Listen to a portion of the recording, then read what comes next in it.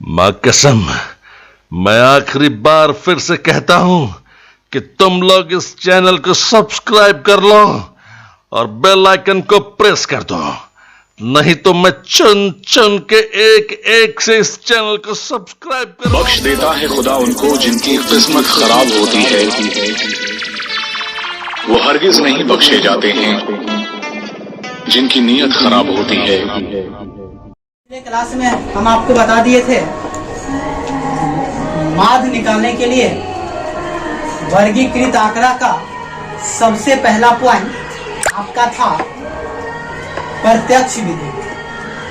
आज आते हैं प्रत्यक्ष विधि के बाद दूसरा विधि है जिसका नाम है लघु विधि, और उस लघु विधि का दूसरा नाम है कल्पित विधि। कल्पित विधि कहें तो भी और लघु विधि कहें तो भी दोनों बात क्या सेम।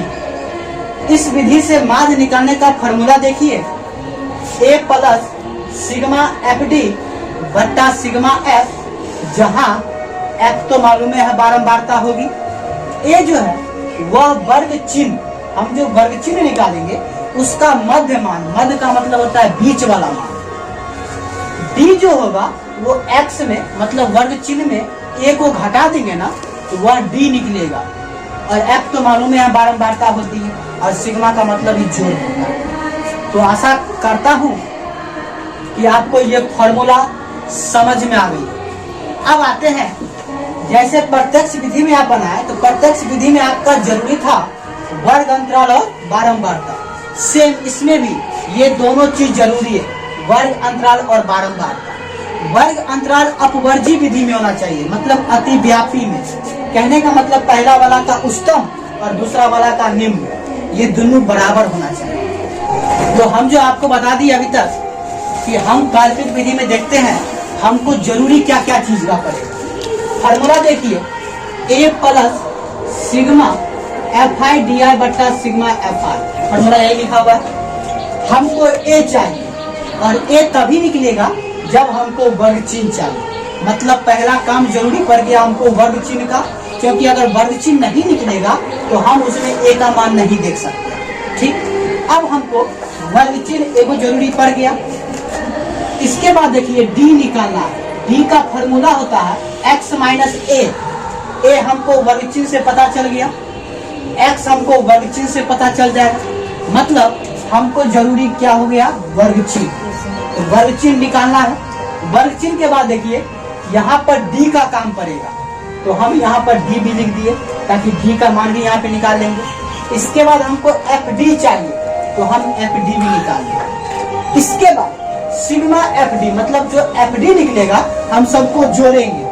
उसके बाद जो सिग्मा एफ आई है मतलब एफ जो निकलेगा उसको भी क्या करेंगे जोड़ेंगे। आपको मालूम ही होगी सिग्मा का मतलब जोड़ होता है, और सिग्मा के आगे जो भी चीज लिखा होता है उस सब का जोड़ने के बाद वहां पे लिखा जाता है।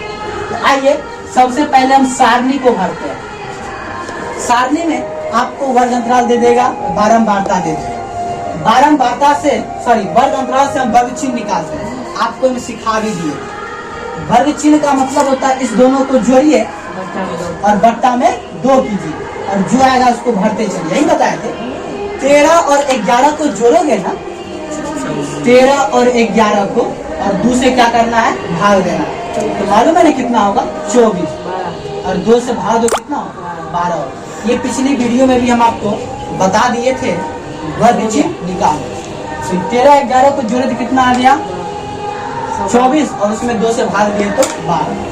अंतराल देखिए कितना का 2 का अंतराल, तो इसमें 2 क्या करते चलिए जोड़ते चलिए। 12 2 14, 14 2 16, 2 18, 2 20, 2 22 और 2 24। अगर आप वर्ग चिन्ह गलत बनाए तो आप एक चीज से आजमा सकते हो कि देखिए 17 और 19 के बीच में क्या आता है 18, यहाँ पर 18 लिखा हुआ है, कोनो उल्टा लीजिए वर्ग अंतराल, देखिए उसके बीच वाला क्या इसमें लिखा हुआ है कि नहीं, मतलब 23 और 25 के बीच में क्या होती है 24, यहाँ पर 24 लिखा हुआ है ना, इसका मतलब आपका वर्ग चिन्ह क्या है सही। अब आइए वर्ग चिन्ह निकलने के बाद हम देखते हैं कि इसमें ए का मान कौन होता है। तो ए का मान वही होता है जो मानव शरीर के सबसे बीच का भाग क्या होता है नाभि, नाभि होता है। तो यहाँ भी वर्ग चिन्ह के बीच का जो मान होगा वही ए का मान होगा। तुम गौर से देखो तो ए भी कैसा दिखता है, नाभि की तरह ही दिखता है। खैर आइए ए पर देखिए, 1 2 3 4 5 6 7 को मान है वर्ग चिन्ह का।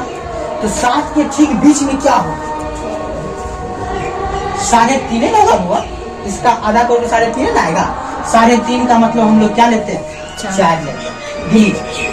1 2 3 4, यह क्या दिख रहा होगा आप लोगों को, 18 आप लोगों को दिख रहा होगा। ठीक, 18 जो दिख रहा है, देखिए क्या ये ठीक बीच में आया कि नहीं है। 18 के ऊपर भी क्या हुआ, 3 हुआ, और 18 के नीचे भी क्या हुआ, 3 हुआ। मतलब 18 कहाँ आ गया, बीच में। और यही जो वर्ग चिन्ह के बीच वाला मान होता है, वही मान a का मान होगा। तो a का मान कितना हो गया, 18। ये बात आपको समझ आ गई होगी। नहीं आई है तो फिर से आप देखिए, हम यहाँ पर लिख देते हैं 18 बराबर a का मान। तो यहाँ पर आपको a का मान समझाना था, कुछ नहीं करना है, पूरा गिनती कर लेना है।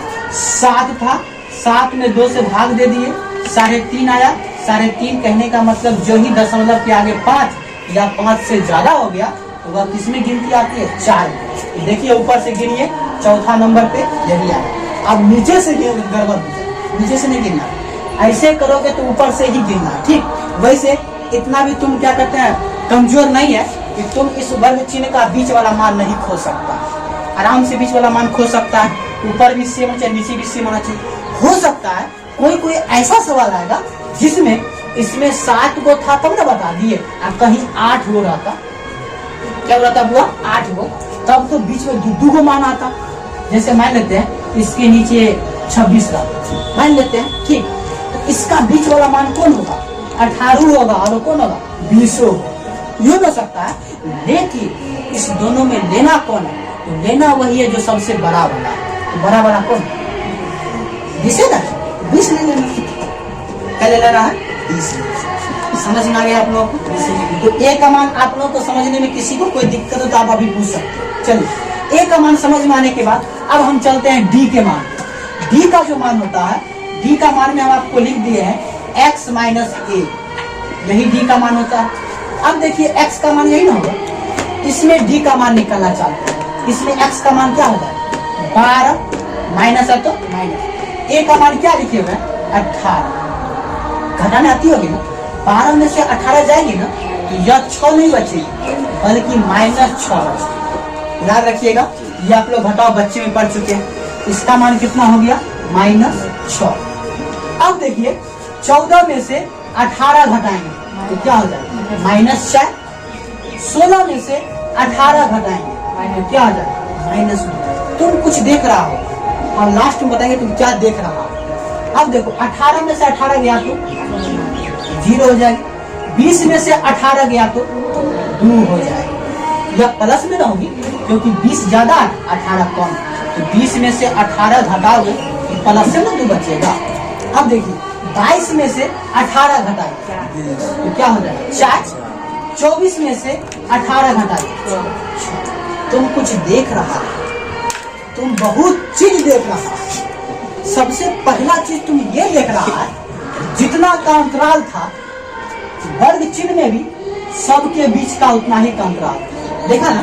इसमें 2 का अंतराल था ना बुआ, तो देखो 14 और 12 में 2 का अंतराल था। इसके बाद देखिए आप जो डी का मान निकाले हैं, इसमें भी कितना का अंतराल होगा, 2 का अंतराल। देखो 6 4 2 0 आ गया, 2 4 6। पहले घटते क्रम आए, उसका कौन सा क्रम आ गया, बढ़ते क्रम आ गया। तो क्या डी का मान आप लोग निकाल सकते हो इसी प्रकार से। डी का मान फिक्स है, माइनस में भी निकलेगा प्लस में भी। समझ में आ रही है ना आप लोगों को। माइनस में और प्लस में निकलने का रीजन ये है कि इससे पहले वाला सब माइनस में निकलेगा और इसका मान 0 निकलेगा, और 0 के बाद वाला सब क्या प्लस में मान निकलेगा। तो यह मान आप ध्यान दे दीजिए। डी का मान निकालने के बाद हम आते हैं एफ डी का मान निकाल। ठीक वैसे ही जैसे आपने पिछले में एफ एक्स निकाले थे, तो एफ एक्स में एफ और एक्स को गुना किए थे, और एफ डी में एफ और डी को गुना किए। चलिए एफ यही ना है और डी ये है, इस दोनों को गुना करना।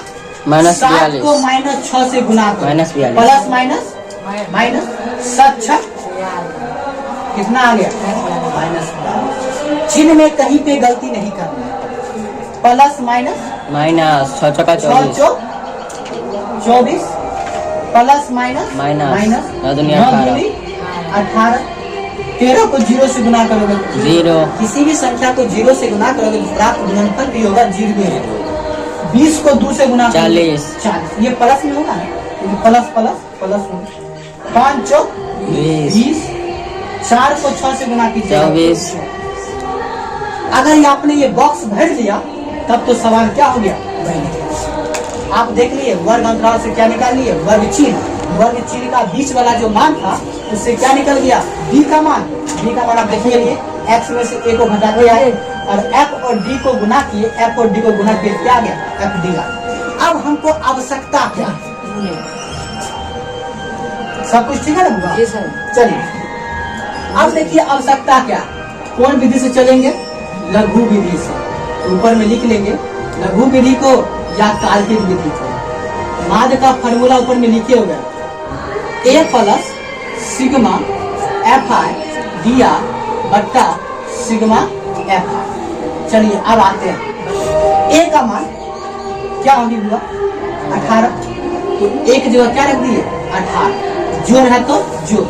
अब ध्यान दीजिए हमको f और d का गुना का जोड़ चाहिए, तो हम यहीं पर सिग्मा एफ आई डी आई निकाल लेते हैं। फिर हमको सिग्मा एफ आई चाहिए तो हम यहीं पर सिग्मा एफ आई निकाल लेते हैं। ठीक, चलिए जोड़ते हैं 7 6 13 13 दूनी 26 26 4 30 30 20 50 50 5 55 और 55 9 64, मतलब सिग्मा एफ कितना निकल गया हमको 64 निकल गया। अब चलिए सिग्मा एफ आई डी आई निकालना है, जोड़िए।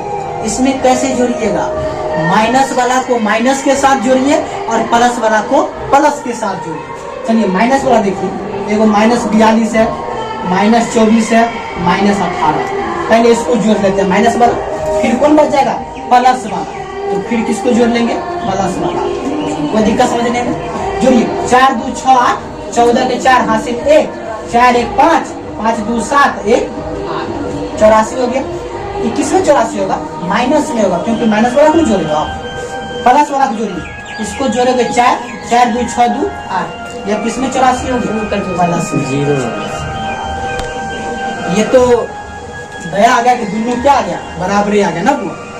ये जरूरी नहीं है कि माइनस वाला और प्लस वाला दोनों बराबरी आएगा, ये संयोग है या दोनों क्या आ गया बराबर आ गया। अब बताओ माइनस 84 को प्लस 84 में जोड़ोगे तो यह क्या हो जाएगा, माइनस 84 प्लस पड़ जाएगा ना, 0 बचेगा ना, और 0 तो 0 जो 0 ना आएगा, मतलब सिग्मा एफ आई डी आई क्या आ गया 0।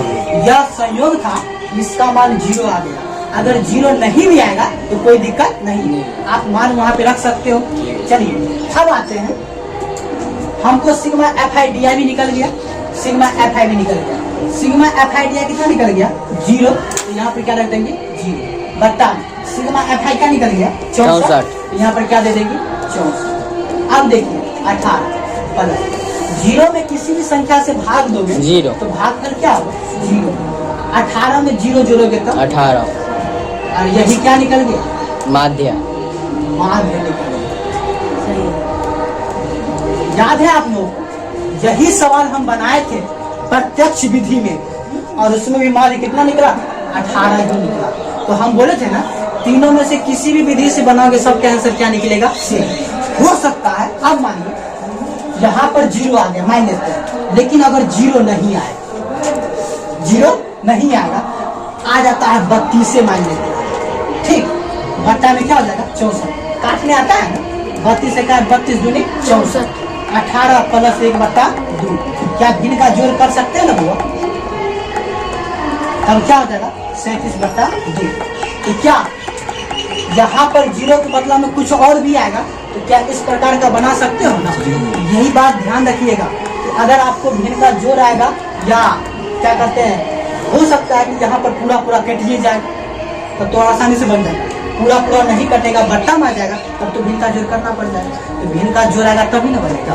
तो यहाँ तक आपको समझ आ गया होगा, यही विधि था लघु विधि और काल्पनिक। कोई दिक्कत समझ, ये कैसा धुआं है जो है